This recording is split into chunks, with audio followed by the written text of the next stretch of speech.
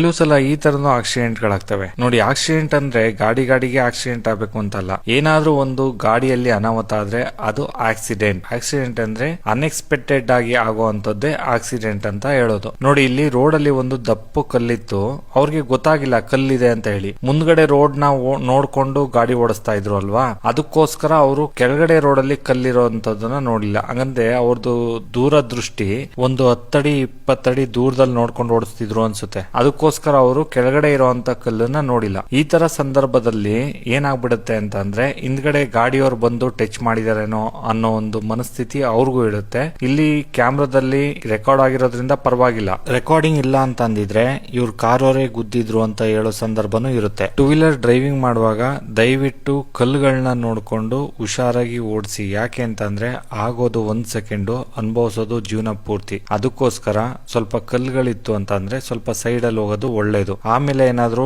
Road ಅಲ್ಲಿ ಯಾರಾದ್ರೂ ಕಲ್ಲುಗಳು ಕಂಡ್ರೆ ಈ ತರದ್ದು ದಯವಿಟ್ಟು ಸೈಡ್ಗೆ ಎತ್ತಾಕಿ. ಈ ತರ ಅನಾಹುತಗಳು ಆಗೋ ಚಾನ್ಸಸ್ ಇರುತ್ತೆ.